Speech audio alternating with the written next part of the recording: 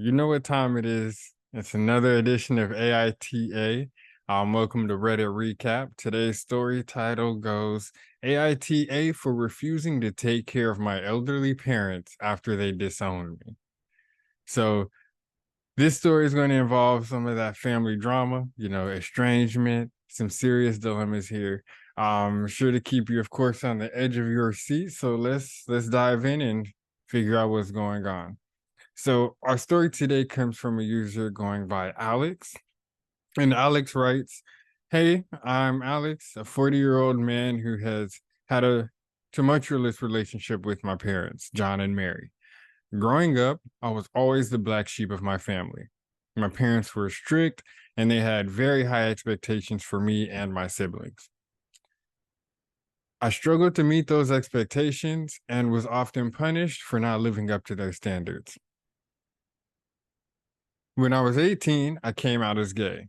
My parents, who are very conservative, did not take the news well. They disowned me and cut off all financial and emotional support. I was devastated, but I managed to put myself through college with scholarships and part time jobs. Over the years, I built a successful career and a happy life with my partner, David.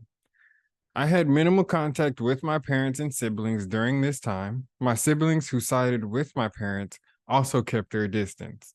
The few times we did interact, it was always tense and uncomfortable, and I accepted that they would never fully accept me and moved on with my life.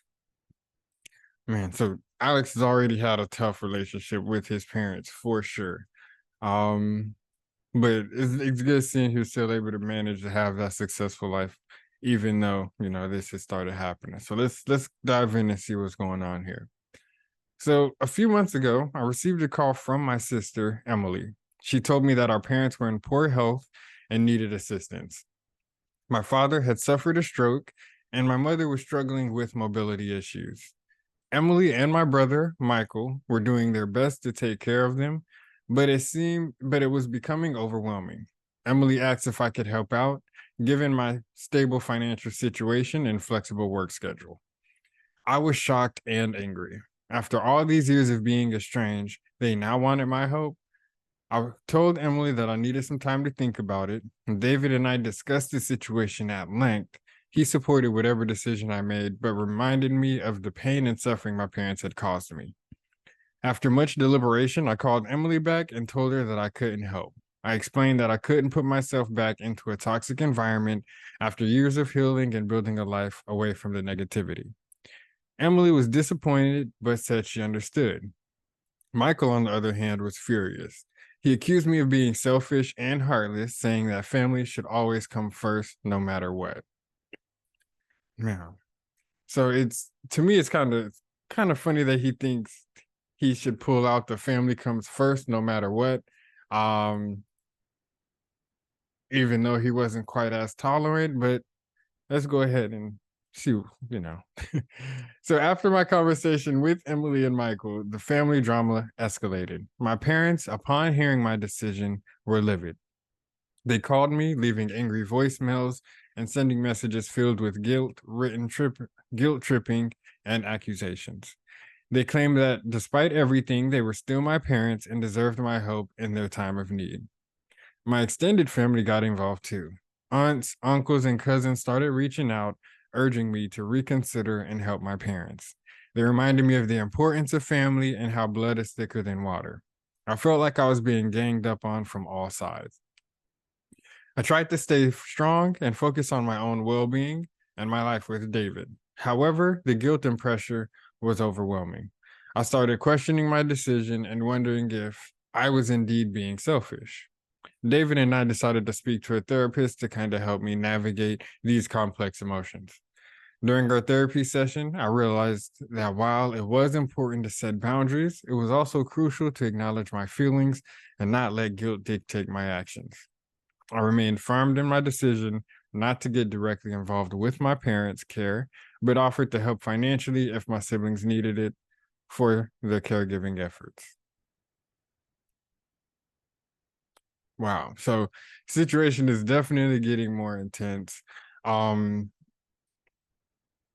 Alex is dealing with a lot when it comes to this. Luckily, In my own experiences, I have a relationship with my parents where I would definitely be there to help them. But of course, this is kind of a completely, not kind of, it is a completely different situation than that. But he did continue on. So let's see where this heads next. Let's see. So Alex says that he felt offering financial assistance seemed like a reasonable compromise, but it didn't go over well with the family. Emily appreciated the gesture, but Michael saw it as me trying to buy my way out of responsibility. He accused me of trying to ease my conscience without actually doing any of the hard work. My parents, too, rejected the financial help. They wanted me to be physically present to see me take on the role of a dutiful son. They didn't understand or didn't want to understand that their past actions had made that impossible for me. The emotional toll was heavy. I found myself constantly stressed and anxious, dreading every phone call and message. David was incredibly supportive, though, always there to help me through my feelings and reassure me that I wasn't a bad person for setting boundaries. Then things took another turn. My father had another stroke, and this time it was much more severe. Emily called me in tears, begging me to come to the hospital. Despite everything, I did decide to go. I thought maybe seeing my father in such a vulnerable state might change things or at the very least bring some closure. When I arrived at the hospital, the atmosphere was tense. My mother and Michael were cold and distant, barely acknowledging my presence. Emily was the only one who seemed relieved to see me. Seeing my father hooked up to machines, frail and helpless, brought up a lot of conflicting emotions. I felt anger, sadness, and a strange sense of duty all at once. My father was conscious, but weak. He managed to speak a few words, mostly expressing regret from the past. He asked for my forgiveness. It was a moment that I had fantasized about for years, but now that it was here, it felt hollow. I told him I forgave him, not for his sake, but for mine. I needed to let go of that anger and move forward. After the hospital visit, I stayed in town for a few days to support Emily and see if there was anything else that I could do from a distance. The family's reaction to my presence was mixed. Some relatives softened, seeing that I was willing to be there in the crisis, while others remained resentful. Eventually, I returned home, feeling emotionally drained, but somewhat at peace with my decision. I had done what I felt was right for me, and that had been enough. So yeah, this story definitely has a lot of layers of complexity to it. Especially with Alex trying to balance his mental health with just past instances of, you know, betrayal, disrespect. Um, man, having that emotional trauma due to a parent's rejection and abuse, and then having that time to actually heal, and then kind of being forced back into a situation where they expect something from you but still haven't given you any kind of closure, or still haven't acknowledged how they were treating you. I can understand how that can be hard to really put any effort forward on his side. um his sister Emily being caught in the middle, I do feel like she was the only one there to actually try to put herself in both of their shoes, like his family shoes, or more to his shoes, kind of see where he was coming from, especially since she saw the treatment firsthand, you know. Um, but yeah, that's definitely a lot to go through. But what do you think? Do you think Alex was in the right? Do you think he handled that correctly? Should he have just sucked it up and gone to help? Let us know. Leave a comment, tell us what you think, and we'll be ready with the next story. All right, it's Jaquan again with Reddit Recap. We have another AITA for you. Today's is AITA for refusing to let my sister's kids stay at my house. More family drama, some boundaries. So this should keep you on the edge of your seat, and let's dive into it. So today's story comes from Lisa, and Lisa writes, "Hey everyone, I'm Lisa, 34-year-old woman who's always had a complicated relationship with my younger sister, Sarah, who's 31. Sarah has three kids, age 6, 8, and 10. She's a single mother and has always struggled to manage everything on her own. I've tried to help her as much as I can over the years, but it's never been easy. Recently, Sarah asked me if I could take care of her kids for a couple of weeks while she went on a work training program out of state.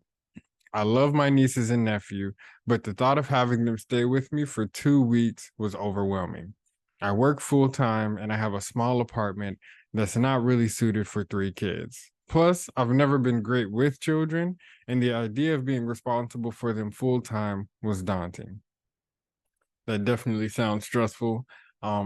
For someone to just get 3 kids to take care of for 2 weeks for sure. So let's see. So she told Sarah that she couldn't take the kids, explaining my concerns about space and my work commitments. I offered to help her find a babysitter or contribute financially to childcare, but she was very upset. She accused me of not caring about her or her kids and said I was being selfish. Our conversation ended with her hanging up on me. Since then, my parents have been pressuring me to reconsider. They think I should help Sarah out because family comes first, and they've even offered to help out financially if I needed. But they live too far away to take the kids themselves. I feel torn and guilty. All right, so that last paragraph honestly took care of what my first reaction was going to be.